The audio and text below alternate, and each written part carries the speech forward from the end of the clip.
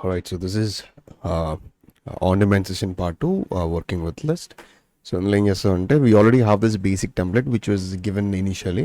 So ఇక్కడ so మన we want to add two functionalities to it. First functionality ఏంటంటే when user will enter some name అనమాట. ఇక్కడ user enters some name and when he enters some phone number, something like this, when he click on this add contact button, ఆ contact details అనేవి ఇక్కడ రావాలి. అది first functionality. ఇంకొక functionality ఏంటంటే Marcus favourite, like ఇలా స్టార్ గ్లో అవుతుంది కదా, దిస్ ఇస్ మార్కస్ ఫేవరెట్. ఇది నొక్కినప్పుడు అది మార్కస్ ఫేవరెట్ కింద గ్లో అవ్వాలి. ఈ రెండు functionalities we want to add.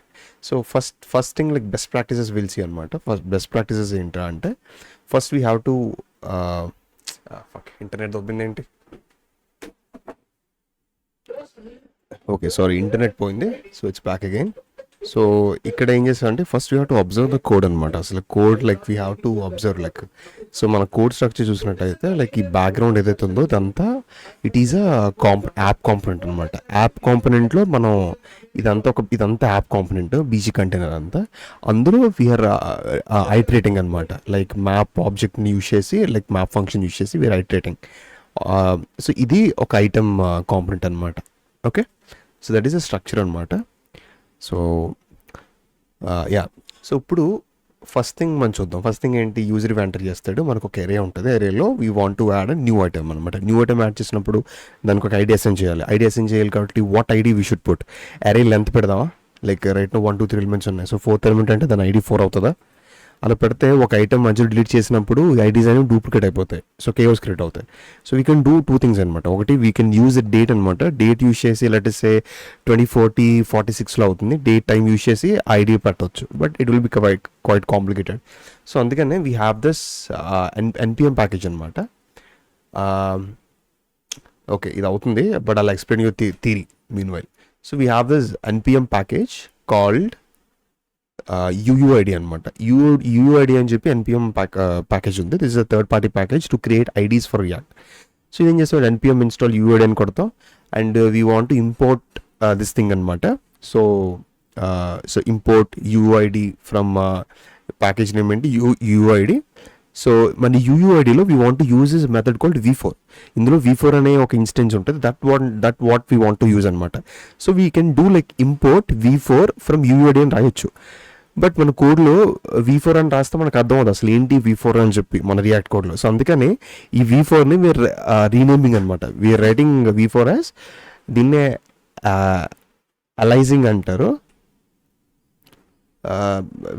We are writing alias అంటారు. So V4 alias UUID V4 అంటే మనం V4 రాస్తున్నాం అనమాట. నెక్స్ట్ టైం మనం V4 అని కాల్ చేసే బదులు UUID V4 అని కాల్ చేయొచ్చు. సో మనకు అర్థమవుతుంది బెటర్గా. సో అందుకు ఇదంతా తల్లపొద్దు సింపుల్ అంటే you can simply right import V4 ఈ స్క్వేర్ బ్రాకెట్స్లో V4 ఫ్రమ్ UUID అని కూడా రాయొచ్చు, V4 అని కాల్ చేయొచ్చు. ఓకే, సో ఇది అయిపోయిన తర్వాత దిస్ వీ విల్ డూ. అయిపోయిన తర్వాత let me show you the code అనమాట.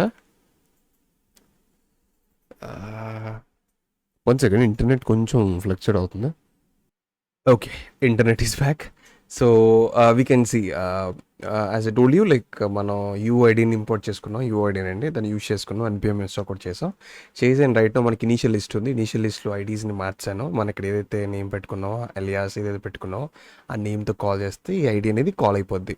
లైక్ ఈ ఐడికి కాల్ అయిపోయి new ID will be created and it will be assign to this అనమాట.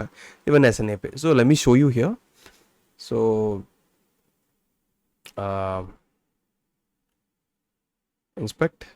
ఇన్స్పెక్ట్లో కాంపనెంట్స్కి వెళ్తే ఇది ఎక్స్టెన్షన్ ఇన్స్టాల్ చేస్తే వస్తుంది అది. సో యాప్లోకి వెళ్ళి ఇందులో మన స్టేట్కి చూసినట్టయితే all these things are storing in the state కదా. మనకి ఇక్కడ స్టేట్ ఏదైతే ఉందో స్టేట్లో కాంటాక్ట్ లిస్ట్ అని చెప్పి అందులో స్టోర్ చేసుకుంటున్నాం ఏరియా అంతా. సో ఇఫ్ యూ సీ యాప్లో if you go to the state contact లిస్ట్లో we have it and you can see here ID create అయింది. It's unique ID. ప్రతిదానికి యూనిక్ ఐడి క్రియేట్ అయిపోయింది అలా.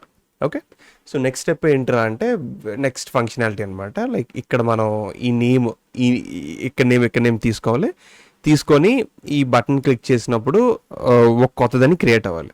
So that's what we gonna see.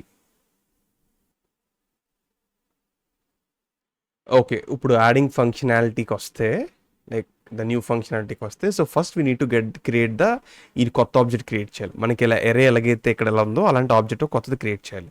Right, ఇలా ఒకటి కొత్తది create చేయాలి కాబట్టి ఆల్రెడీ మనకి ఇన్పుట్లో వేర్ యూజింగ్ దిస్ అనమాట. ఒక ఫామ్ ఎలిమెంట్ ఉంది. యూ కెన్ సీ ఈ ఫామ్ ఎలిమెంట్లో వీ హ్యావ్ ఇన్పుట్ ఎలిమెంట్స్ అనమాట. టూ ఇన్పుట్ ఎలిమెంట్స్, ఒక యాడ్ బటన్ ఉంది. సో ఇన్పుట్ ఎలిమెంట్స్లో ఏం తీసుకుంటున్నాం, నేమ్ తీసుకుంటున్నాం. అండ్ ఇందులో ఈ ఇన్పుట్లో వీ టేకింగ్ మొబైల్ నెంబర్, ఈ రెండు తీసుకుంటున్నాం. ఇదంతా ప్రీవియస్ కోడ్, నెక్స్ట్ కోడ్ వచ్చిన కోడ్.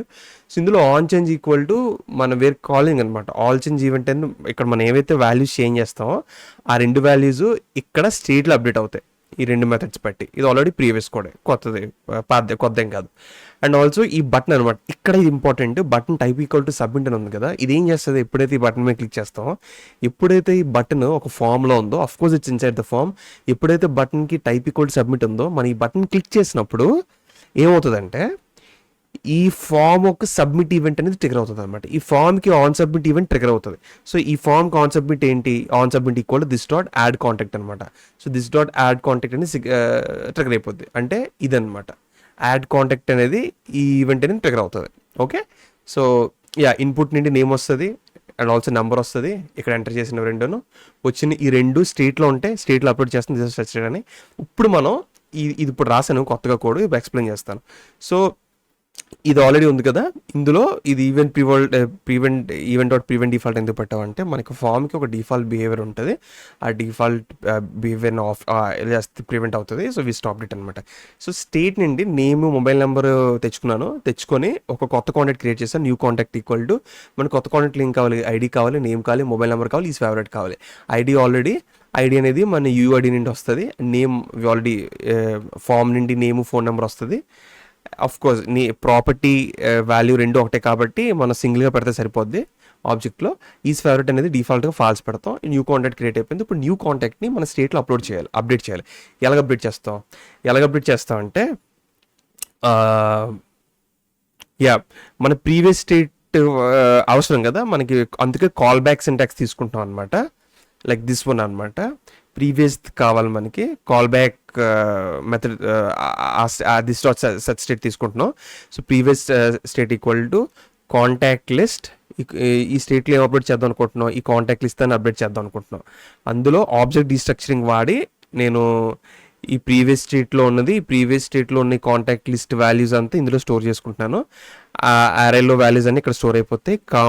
ఈ న్యూ అరే అనమాట, ఏదైతే న్యూ అరే క్రియేట్ చేస్తాం అది. సో ఈ రెండు అరే కాన్కాటినేట్ అయిపోయి ఈ అరేలో స్టోర్ అయిపోయి ఇందులోకి వెళ్ళిపోద్ది. సో స్టేట్ అప్డేట్ అయిపోద్ది.